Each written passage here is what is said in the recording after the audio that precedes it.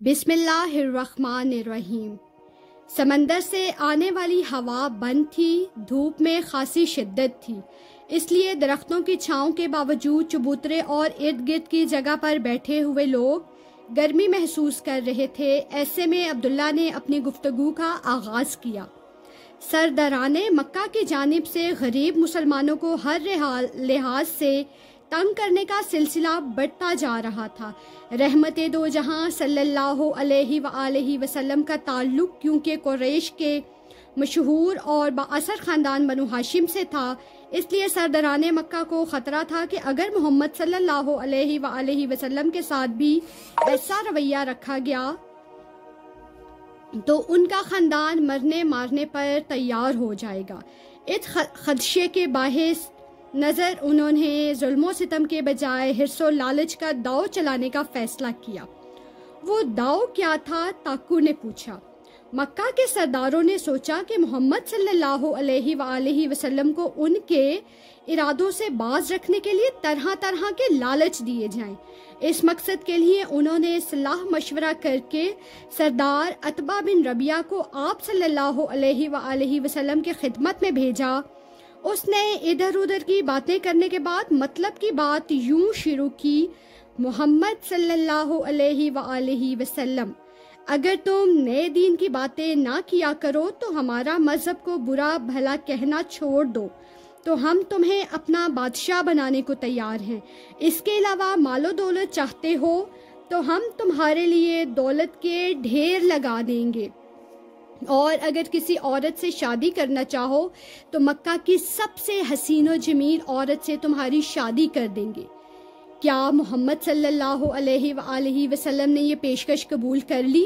راکو نے پوچھا۔ نہیں، بالکل نہیں۔ رحمت دو جہاں صلی اللہ علیہ وآلہ وسلم نے عتبہ کی پیشکش کے جواب میں سورہ حامیم السجدہ کی ابتدائی آیات کی تلاوت کی۔ یہ آیات اتنی اثر انگیز تھیں کہ عتبہ سن کر حیران رہ گیا۔ اس نے دل ہی دل میں سوچا کہ محمد صلی اللہ علیہ وآلہ وسلم جو کہتا ہے وہ سچ ہے۔ اس لیے وہ سرداران مکہ کے پاس واپس آیا تو اس کے لہجے میں سختی کے بجائے نرمی تھی۔ اس نے اپنے ساتھیوں سے کہا، میں نے ایک ایسا کلام سنا ہے کہ اللہ کی قسم ویسا کلام کبھی نہیں سنا۔ اللہ کی قسم نہ وہ شعر ہے، نہ جادو ہے، نہ کہانت ہے۔ قریش کے لوگوں، میری بات مانو اور اس کو اس کے حال پر چھوڑ دو، عبداللہ نے بتایا۔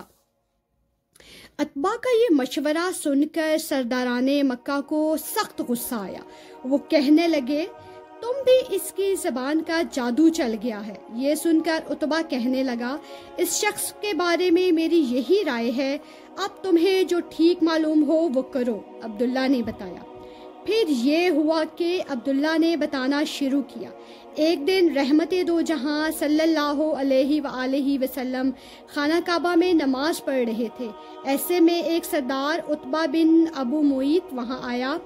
اس نے آپ صلی اللہ علیہ وآلہ وسلم کو نماز پڑھتے دیکھا تو اپنی چادر اتاری اور اسے رسی کی طرح بل دے کر آپ صلی اللہ علیہ وآلہ وسلم کی گردن مبارک میں ڈال دی، پھر اس سے خوب کستا چلا گیا۔ اس طرح آپ صلی اللہ علیہ وآلہ وسلم کی گردن خوب کسی گئی، لیکن آپ اسی اطمینان سے سجدے میں رہے۔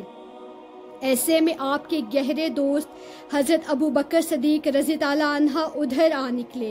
یہ منظر دیکھ کر وہ فوراً آگے بڑھے۔ انہوں نے عتبہ کو دھکا دیا اور چادر آپ کے گلے سے ہٹا دی۔ اس پر انہوں نے رحمت دو جہاں صلی اللہ علیہ وآلہ وسلم کو چھوڑ کر حضرت ابو بکر صدیق کو پکڑ لیا اور اس قدر مارا کہ وہ بے ہوش ہو گئے۔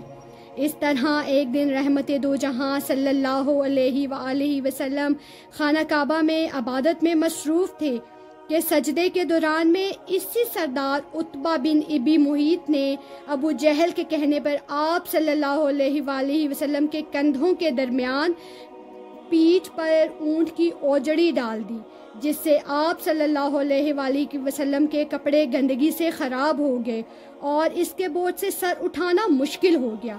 آپ کی بیٹی حضرت فاطمہ رضی اللہ عنہا کو پتہ چلا، وہ ابھی بچی تھیں، دوڑتی ہوئی آئیں اور گندی اوجڑی کو اپنے ابا جان کی پیٹھ سے ہٹایا اور ساتھ ہی ابو جہل اور اس کے ساتھیوں کو خوب برا بھلا کہا۔ مخالفت کا یہ انداز تو بہت برا اور گھٹیا ہے، تاکو نے افسوس بھرے لہجے میں کہا۔ مخالفت کے اس گھٹیا انداز کو اپنانے کے بعد بھی مکہ کے سردار اسلام کی دعوت کو پھیلنے سے نہ روک سکے، تو انہوں نے ایک نیا حربہ اپنانے کا فیصلہ کیا۔ عبداللہ نے تاکو کو جواب میں بتایا۔ وہ حربہ کیا تھا؟ یہ سوال راکو نے کیا تھا۔ وہ حربہ یہ تھا کہ سرداران مکہ اور ان کے ساتھیوں میں سے کوئی نہ کوئی رحمت دو جہاں صلی اللہ علیہ وآلہ وسلم کے ساتھ سائے کی طرح لگا رہتا۔ جہاں کہیں آپ کسی آدمی کو اچھائی اور بھلائی کی بات بتانے لگتے تو وہ اس موقع پر شور مچانے کا کہتا، اس کی بات نہ سنو، یہ جادوگر ہے، یہ تمہیں تمہارے دین سے دور لے جائے گا۔ کیا یہ لوگ اہل مکہ کے اس پروپیگنڈے سے متاثر ہوئے؟ انہوں نے محمد صلی اللہ علیہ وآلہ وسلم کی بات ماننے سے انکار کر دیا؟ ساگو نے پوچھا۔ نہیں، اس طرح کے اوچھے ہٹکنڈے بھی لوگوں کو محمد صلی اللہ علیہ وآلہ وسلم کی باتیں سننے سے نہ روک سکے، بلکہ دن بہ دن ان کے ماننے والوں کی تعداد میں اضافہ ہونے لگا۔ اس صورتحال سے سرداران مکہ مکمل طور پر بوکھلا گئے، چنانچہ انہوں نے فیصلہ کیا جو مرد و عورت مسلمان ہوں ان کو خوب مارا پیٹا جائے۔ اس فیصلے کے بعد قریش مکہ نے ظلم و ستم کا بازار اور زیادہ سرگرم کر دیا۔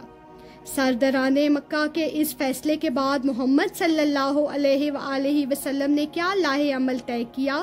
تاکو نے دریافت کیا۔ مکہ کے سردار تو پہلے ہی غریب مسلمانوں پر ظلم و ستم کے پہاڑ توڑ رہے تھے، اب جب انہوں نے اس کی عام اجازت مل گئی تو اہل مکہ نے مسلمانوں کا جینا دو بھر کر دیا۔ اس صورتحال سے تنگ آ کر رحمت دو جہاں صلی اللہ علیہ وآلہ وسلم نے فیصلہ کیا کہ وہ مسلمان جو مسلسل سرداران مکہ کے ظلم و ستم کا نشانہ بن رہی ہیں، وہ کسی دوسرے ملک میں پناہ لے لیں۔ اس زمانے میں جزیرہ عرب کے قریب ملک حبشہ میں ایک نیک دل بادشاہ اسہامہ نجاشی حکومت کرتا تھا۔ اس زمانے میں حبشہ کے ہر بادشاہ کو نجاشی کہا جاتا تھا، چنانچہ 12 مرد اور 4 عورتیں مکہ سے ہجرت کر کے حبشہ چلے گئے۔ دوسری مرتبہ 83 مرد اور 18 عورتیں مکہ سے حبشہ کی